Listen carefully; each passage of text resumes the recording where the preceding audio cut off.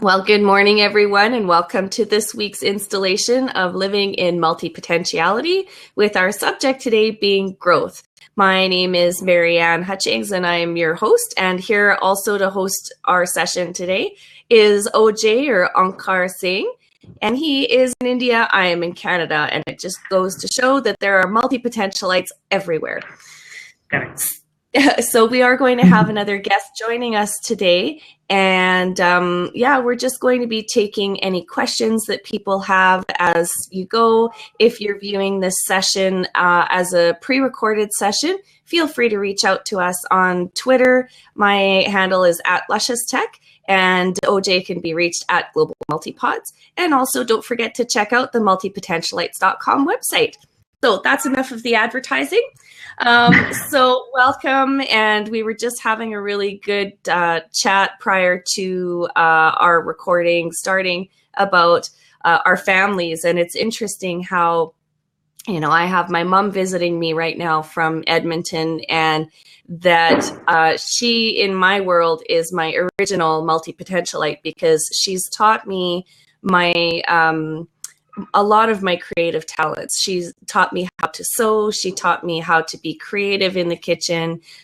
She also taught me how to do hair and makeup and all kinds of things. Plus, she was a nurse for 47 years and is also a very accomplished painter and artist. So it's really tremendous when you start looking around you and you look at how someone may have chosen a profession and devoted their life to it, but it's not that the potential for other things isn't there. So I know when my mom retired, that's when she really went back to painting and back into her art.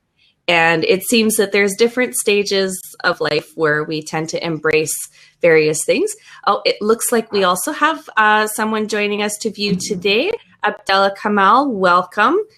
We're very happy to have you with us today. So feel free, if you have any questions, go ahead and just type them in. You can just put a slash prior to the letter Q, and it'll show up as a question. But we always welcome any comments that people have. So OJ, how about you? How has your day been so far in your week as a multipotentialite?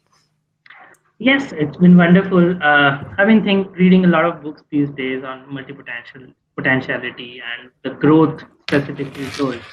And there are a lot of things that we normally don't know unless someone tells us that there are possibilities beyond our imagination. So I'm focusing on that. Yeah.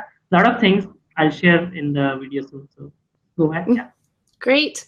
Well, I thought today would be a really good opportunity to field the topic of growth and growing in all ways, because we're expanding constantly as people who are involved in many different things.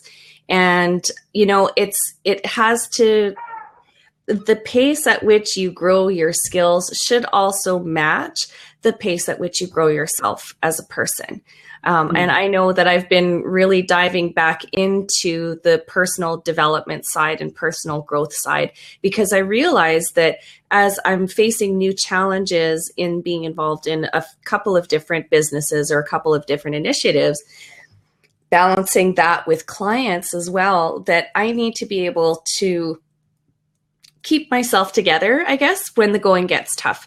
So recently I have joined a group of entrepreneurs here that is local, and that we're all people that have a common ground in the fact that we've either suffered and survived a chronic illness or serious illness, everything ranging from chronic fatigue to depression to cancer. And that we are banding together so that we can support each other through those breakdowns in our lives and grow beyond them. So, and we have a lovely coach, Lana Jermicki. She is fantastic. And she's the one who brought us together. So we were strangers prior to this session, but we've already started to develop that bond of trust. And I think that that's probably the biggest thing as far as growing, doing your personal or professional development, that having a group of people that have your back, and that you can rely on, and developing that trust, because I think that putting yourself out there already is risky, but then laying it out on the line and sharing your goals and sharing your dreams and sharing your crazy ideas, of which I have many regularly. It's really good to know that you have people that you can share with openly and honestly, and that it's not going to be a situation where you're meant to feel small or that you're crazy. Because I know I'm definitely a special kind of crazy, but I know that it's all going to work for me. So, and I think yeah. I would love to know your crazy ideas, so maybe we can match and then do something together. I would love that. And and when we were talking about the bracelet venture that I'm working on, I need your mailing address in India so that I can send you one of the prototypes. So just we'll do that offline. Sure. Okay, sure. I'll do that. Yeah. Yeah. So how about you? What do you feel in growing yourself as a person, spiritually and professionally? So what is it that you find helps you the most?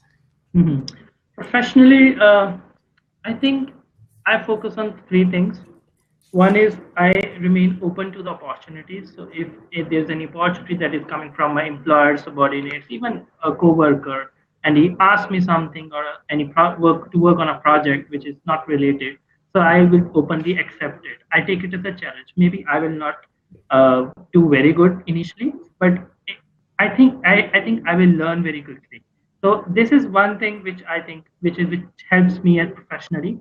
And then if there are in cross-functional trainings or some workshops happening across India or abroad, so I would be love to be part of those cross-functional trainings, because you never know. For example, last month I went to Mumbai for a 3D conference. So 3D is the new industry. So when I went, what is about a 3D printing and all this? It's a buzzword nowadays. So when I went there, I found a lot of potential there in the future when the printers get economical. So and then we can always keep the printer at home and then design the toys or some useful stuff for our babies right away. So it is eye-opener for me. So and it helps my creativity to grow.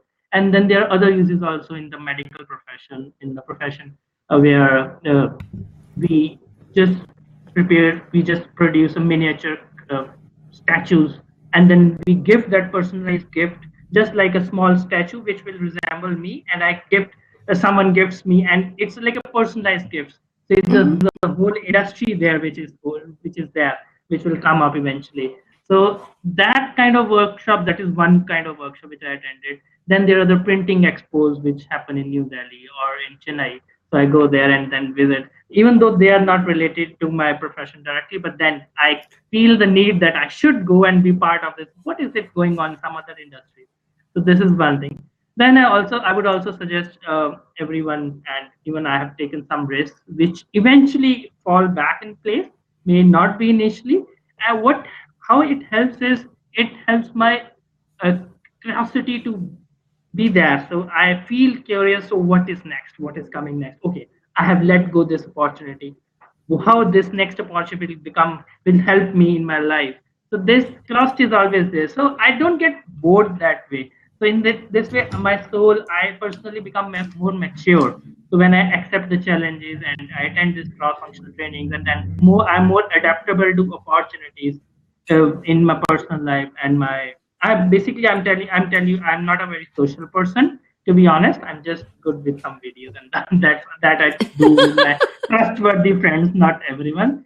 But when I go somewhere, when I plan to go somewhere, I just go solo. I just book my ticket. I go to attend those workshops and then do some trainings and come back secretly. Okay, this helped me there. So this skill which I learned there will help me in this profession. So this is how I personally keep myself occupied, and then it helps me with the personal growth. It gives me some self is increasing, because my view is becomes broader. So I know what in the finance industry, what is happening in the printing industry, what is happening in the 3D, what is happening in the Internet of Things. I'm very, very curious to know how Internet of Things will connect the world in 2020.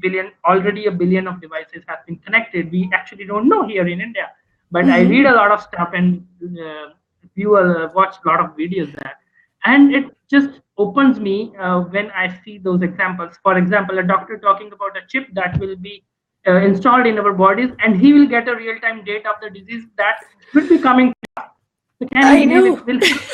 Yeah. So people will say, "Oh, what is this all shit about IoT? What is this a new buzzword? Again, it will come and go." No, it is working. It is in the testing phase in many countries. Then I also see about like cars which doesn't need any fuel, petrol or diesel. It runs on electricity. So smart cities have been been encouraged in countries like North Korea and China, and the cities, even in US, I guess there are smart cities being built upon where the cars will automatically be charged through the roads.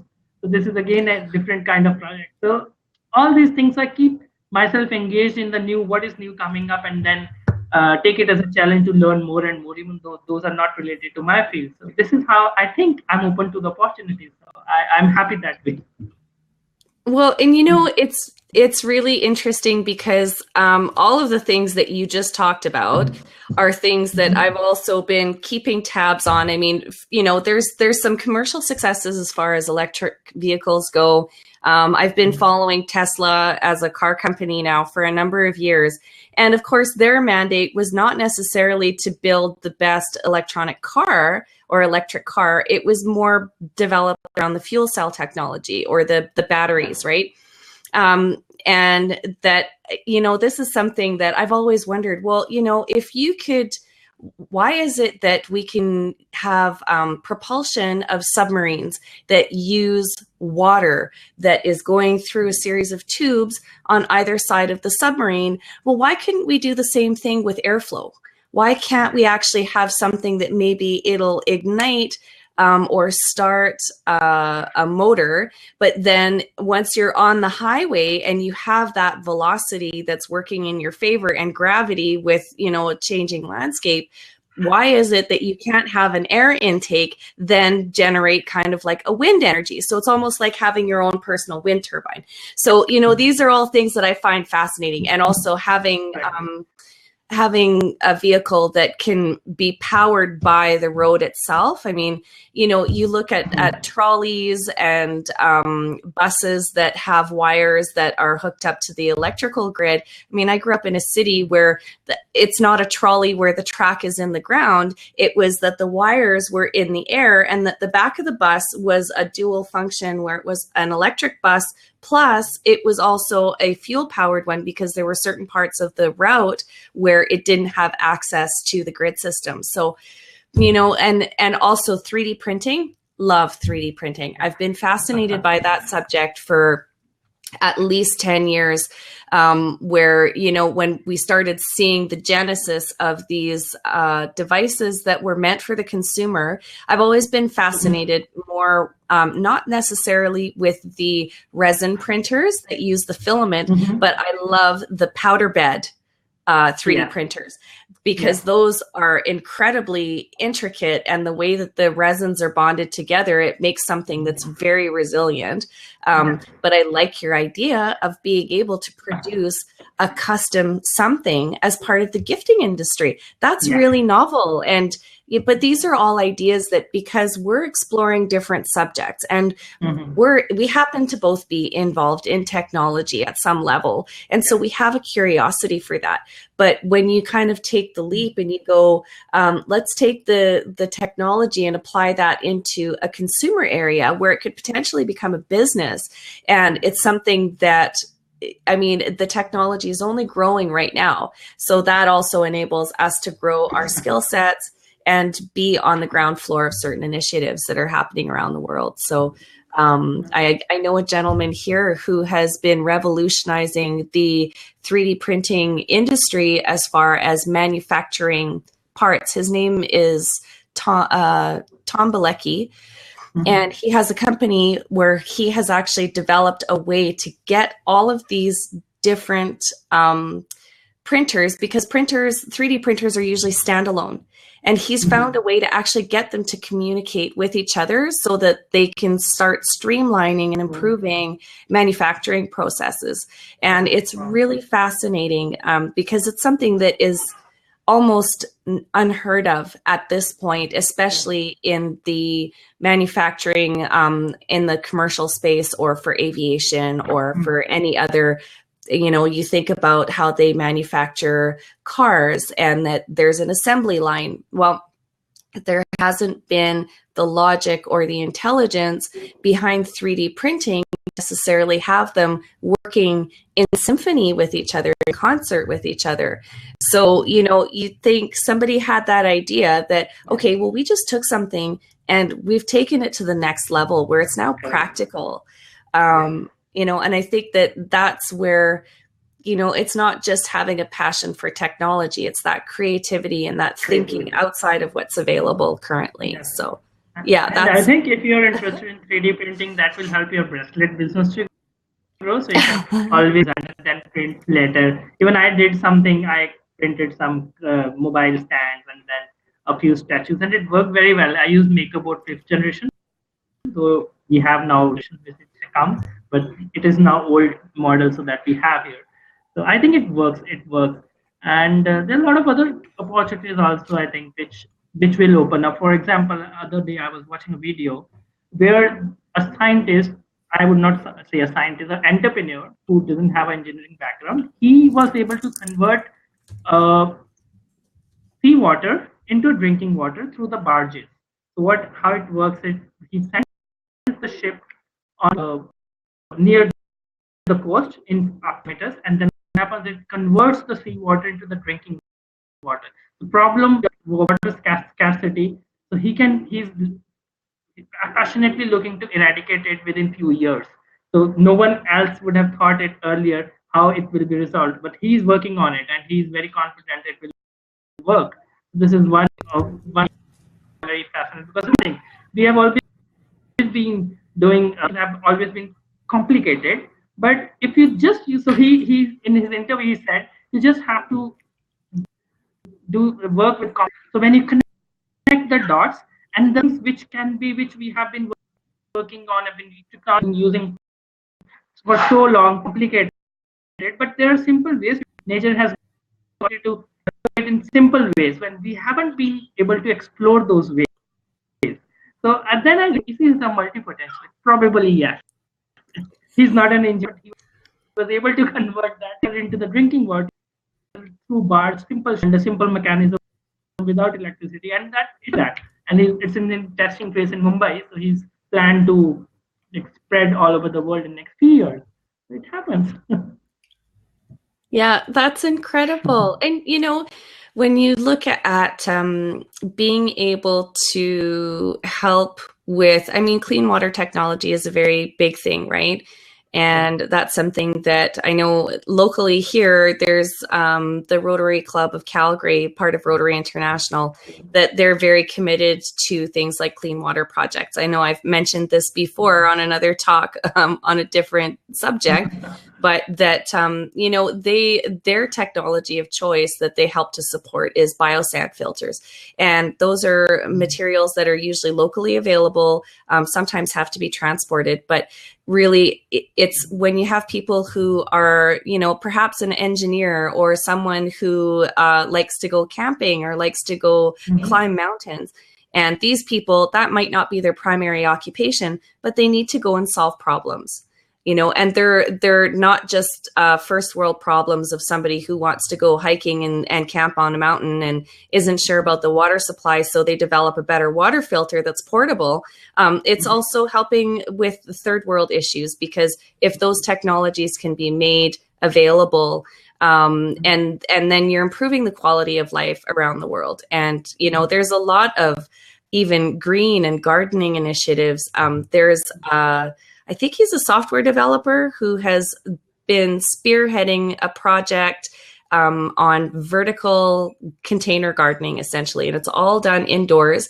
Everything is monitored with computers, from the water to the minerals in the ground, how the plant is thriving. And that he started off, he was a computer guy. So there's now an agricultural lab in the computer faculty, like in the computer science faculty. And that these are technologies that are now being made available so that if people want to build their own, or that, they want to try and improve upon it, it's an open source project. So it doesn't necessarily mean that just because you're working in a technological field that you can't have really awesome real world applications that will help people in other countries that really desperately need it. So looks like we have another guest who's joined us, Young Tilla. Hello, and thank you for joining us today. If you have any questions whatsoever, just feel free to type them in the box, or any comments. Our subject today is growth. Just to reiterate that, we're talking about growing in all ways. And now we were just talking about growing vegetables. So, we can grow as people, we can grow as professionals, but we also have to help the planet grow and survive.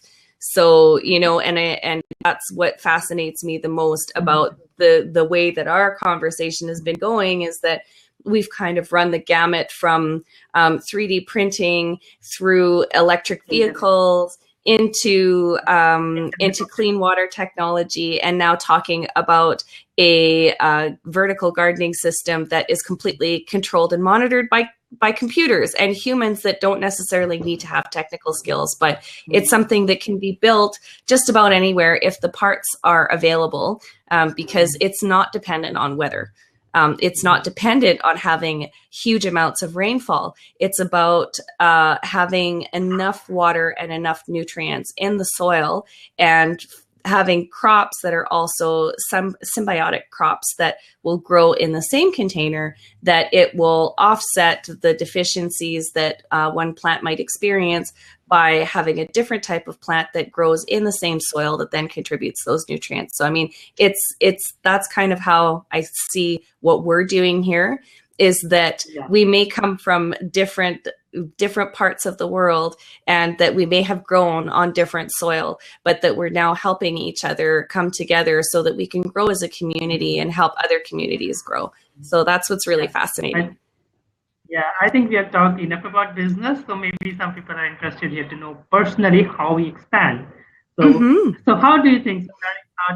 So you have worked in so many different fields, and now you're running your own business, and then you're growing. So personally, what events that have helped you to grow, expand your view, and then how you deal with it? So, that's a really great question, because I know that there's triggers for different people, and mine was probably, starting to develop some chronic illnesses a few years ago, and having those come to the forefront. And that has helped me move forward in my life, probably more than I could have ever imagined, because it was developing my mindset. And that because of some of the courses and the treatments that I've done, I've learned a tremendous amount about how my body is working, how it's reacting, what it likes and what it doesn't like. And then also having experiments on myself along the way to see, well, is this working? Is this not working? Why isn't it working? As opposed to continuously listening to what other people are saying I should be doing. So it's listening to my own intuition and listening to my own voice inside that's telling me, you know what, I don't think that that's the best approach to managing my health.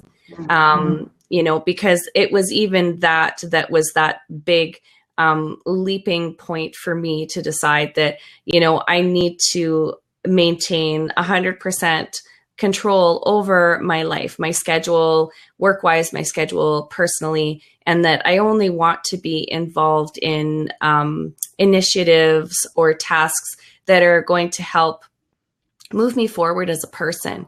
And that has nothing to do with business. That's enriching my community and making sure that I continue to have those people that are supporting me for who I am in life. And that's someone who cares a lot about people, Yes, I do really like to see people happy, and I try to do my best to contribute to that happiness, because I also realize you can't make anyone else happy. Yeah. You are the only person who can make you happy, but you can definitely contribute to someone else's happiness by being in their life and by being a positive influence. So, and eliminating a lot of negative self-talk has been a huge one, because if you can imagine, there have been days where I've spent, 20 hours or more in bed because I've had such a difficult time at that point, either managing pain or managing fatigue or whatever it was.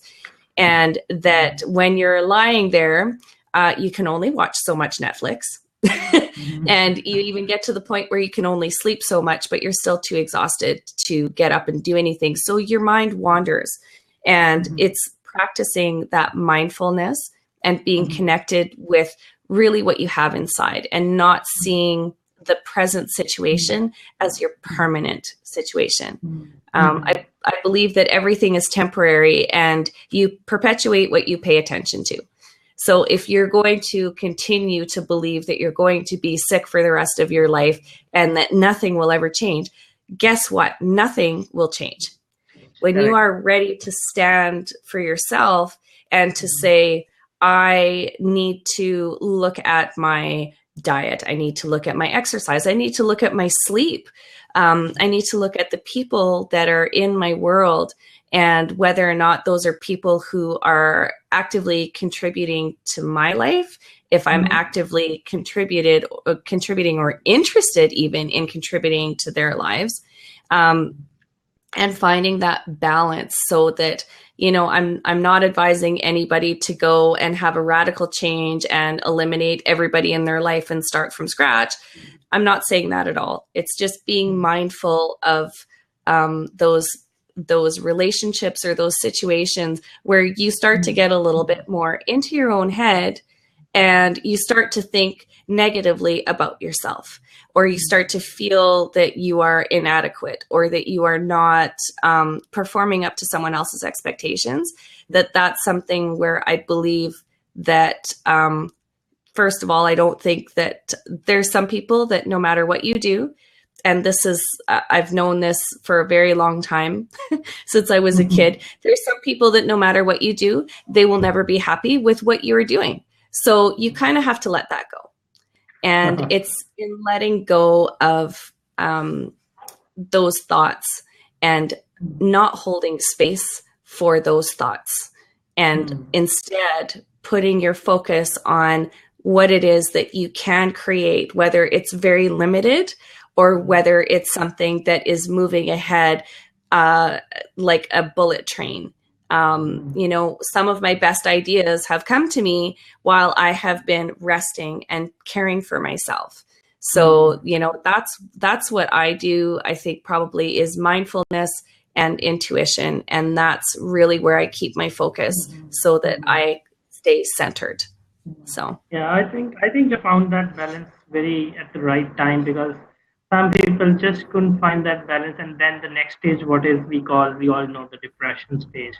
And then when it hits very hard. So then people go in the wrong directions, and they just forget themselves. And I think you guys even I have been through this situation before, and very soon, though the struggles were different, but that the feelings that you're talking about, inward looking and then letting people go, and it happened all to me. And then I have been at a point there, the one path was completely leading to my depression, or other path was just to accept my personality and then move on and leave the things beyond. And it all happened when I was there in Canada, and because my immigration got screwed up because due to change of my rules. And I was very hopeful that I will be staying in there. But it hit hard, because when my immigration rules changed and I came to know it would not be approved. So I was under a point where I was just lost my job and then sat at home, and then I had no idea what to do for next few months. And then those days I was in Vancouver. So then I started looking at, okay, what do I need in my life? So who are people, why I'm looking for my immigration, what are the reasons? So am I going to fulfill others' expectations, or will I be happy to stay in India? So I had to answer all those questions. So when I wrote down on a sheet of paper, and then I found, okay, this is not supposed. I have to do it. I still have options. So I can go back to India and do something else. So I came back, and then life changed from that point. All for sure, I had when I came here, it was not easy to adjust. I had chose to go to NGO in mountains somewhere in the north state of Himachal Pradesh. I went there and taught small kids for 2 3 months, and then it was life changing. Life was much beyond what I thought. Immigration and staying in Canada and working in a banking sector from 9 to 5, and then came back home cooking and done. So life was much more than that. So that perspective, that experience changed my life. And then I thought there's a lot more. If this was there in my destiny, and then I'm happy here, so why not explore something else? Still, I think there's a lot more to achieve, a lot more to experience. I don't know whether it is up or down, but I think life is interesting and going the way I want it.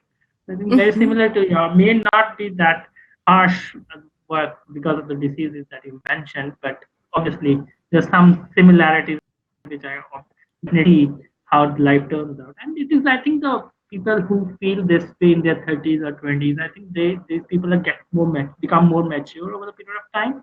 I've seen people who have been in 40s and 50s and 60s even. I think sometimes they just react, or they are so aggressive, and then their mind looks like they're not stable.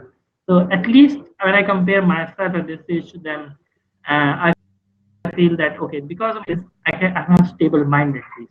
I don't react the way, or I'm not aggressive, and then I feel I'm calm and don't panic in situations where I feel there's a hit from my external factors, but then I try to stay calm. Some people just cannot. That I don't know why they cannot. Mm-hmm. Yeah. Well, and I think that it's important to note as well that, and there's been some discussion on this, but that with multipotentialites, that there is a higher tendency to feel, feel negative about what it is you really want. And to feel like, well, that's not what everyone else is doing. Or people keep telling me that I'm crazy. Or that, why am I doing that? Why can't I just choose that one thing? And bringing into focus that, okay, you don't have to be doing what everybody else is doing because it's your life. You only have one shot at this. I mean, we're going to go around the sun a few times. But other than that, there's not a whole lot that is going to, you don't really get a do-over. The only do-overs you get is when you choose to have a new beginning in your life. And yeah. Yeah, I'll show you something very interesting. In India, we have a close-knit society. Relatives are very near and dear. So when they ask, okay, what is your career looks like? So which career? So I'm a multipotential. So when they don't understand, I just forward that Emily's TED Talk link to them on an email, and then they will never ask me. They know that how kind of a person. So I've done this for several times on almost 10 people. Also, they never come back to me asking what is my career all about, because they will not open up, and then they will not question because I'm a multipotential. And sometimes, you know what? Sometimes they themselves are multipotential, but they've never said to anyone, and they never accepted it. I've accepted it, and then I forward that link. I don't want to just get into argument. I don't want to explain about my career. Just see the link and just feel that I'm like the person who is there in the TED Talk, so they understand that, oh, this is how it is. They just keep quiet. Come on. Yeah. But I think that even having that TED Talk available as something, and now with the recordings that we have of our sessions, and as we start to get more people following us here on BLAB and on Twitter, that it's going to be really important for a lot of other people. I think we're going to be touching lives that we really can't even understand the scope of that yet. And I mean, I know that watching that TED Talk, that's kind of what spurred me on to start looking around to see what communities were available. And that's when I stumbled upon your site, multipotentialites.com, and realized that there were other people. And I thought, well, I had already written the piece that I submitted to you, and I was like, I think that is something that it was a risk at the time, because I was just kind of standing on the edge of transformation. And I was like, no, it's time for me to declare myself and my story to the world and to share it so that perhaps it'll inspire even just one person.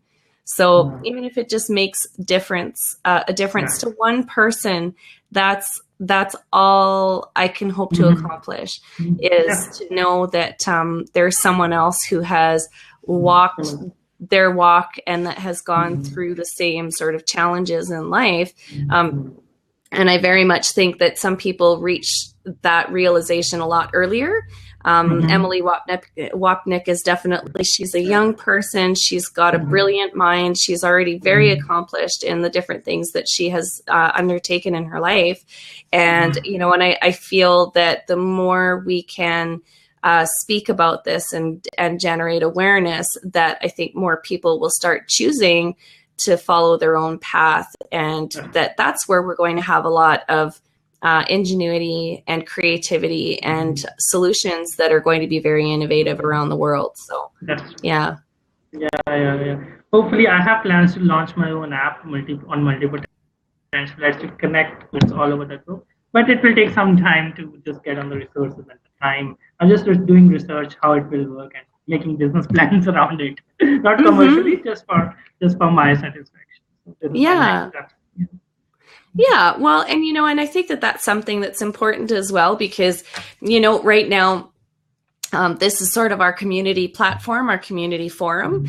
And, I would like to have something that's kind of a local initiative as well here, or that we branch out and we have, that it's a division of Multipotentialites, or as I had sent in an email before, that I've got a couple of domains registered and I'm kind of sitting on them quietly at the moment, because I haven't quite decided in which direction I want to go in. But I think that linking communities and linking different cultures and having different viewpoints as well. I mean, I know I've learned tremendously from you already in the stories that you've shared about your life. So I feel incredibly grateful that we've met, and I really hope that we're going to continue impacting the lives of the people who are going to watch our blabs.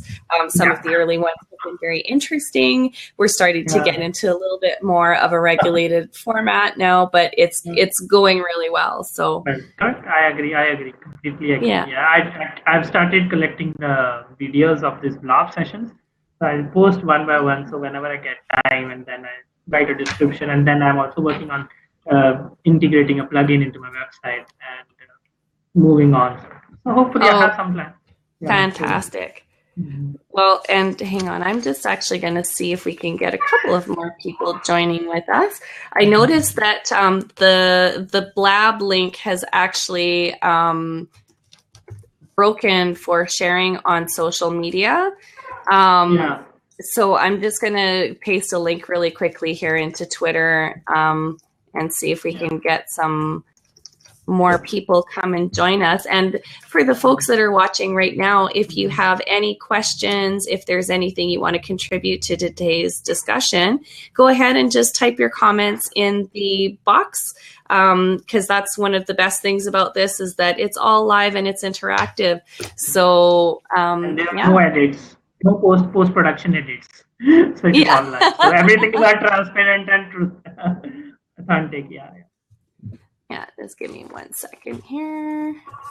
And I'm just going to tweet that out. There we go.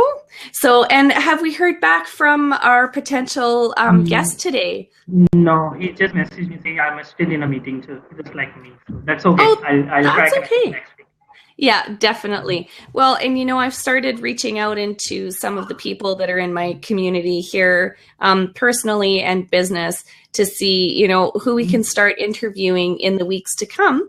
Because I really enjoy the fact that we get to touch base and talk about what's new. And, we've come across some really fascinating articles and happenings in science and technology and even fashion. So, and I actually wanted to share with you that I was reading an article in Fast Company this morning about a gentleman who has decided that he wants to, well, he maybe didn't have the decision to revolutionize the fashion industry as far as the luxury fashion industry goes. But what he has realized is that because of how far and wide the manufacturing has gone, and that there's really a lack of transparency in where goods are created and the level of craftsmanship that goes into every stage, he has started a new company, and it's called Oliver. Hang on, I'll get the name for you.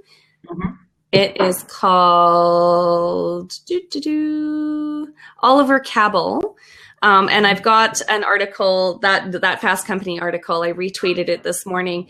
But what he did, the gentleman who founded it, was he realized that, you know, the quality and craftsmanship that has often been associated with luxury goods produced in Italy in particular, because they have a long history of artisans who work with leather, who work with sewing and crafting goods that are of incredibly high quality.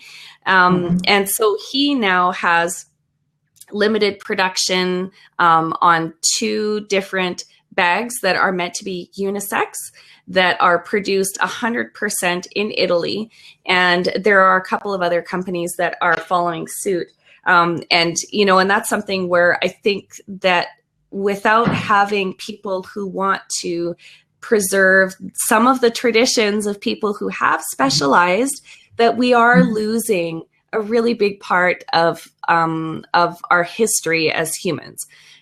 Because, you know, it's wonderful that we have our diverse interests and that we want to do lots of things. However, those people who have time-honored traditions and that have learned skills and that they have been passed down from one generation to the next. And that is incredibly important, that we don't lose that tradition and that history. There's a designer that I know here that she's a part-time New Yorker, part-time Calgarian.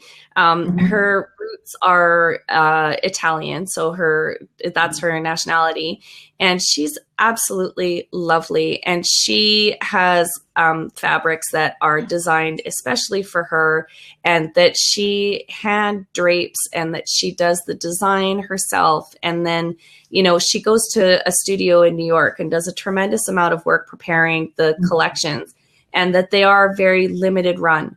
There is not a huge production run for any of the pieces. They're incredible quality. The fabrics come from around the world, from Japan, from Italy, and beyond. And that, you know, that's something that I really admire and respect, that she has worked with some major design houses, some fashion houses in New York, and that she's taken the best of what she's learned, and that she started her own collection. And her name is Lauren Bagliori, and a really lovely person. But that, you know, when you start seeing that it's not just people who are local who are taking that spirit, but that there's also someone else who wants to use the artisans that are in Italy. And I think that that's where, if we can find, by sharing what it is that we've come into contact with and what we've done, if we can share those experiences and we can share those resources, then, you know, there's more than enough. There's more than enough to go around. There are more than enough ideas. There are more than enough creative people. There are more than enough technical people, you know, and then there's the people who kind of cross over from one side to the other that help bridge the gap. Correct. I agree. Let me see if someone else is. Oh, say again. Sorry, you're breaking up there. Yeah. Sorry, I just covered this.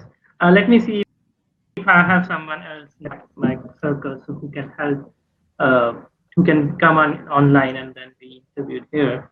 So I think there will be a few people who will be joining from next week on. Oh, that's wonderful. No, that's great.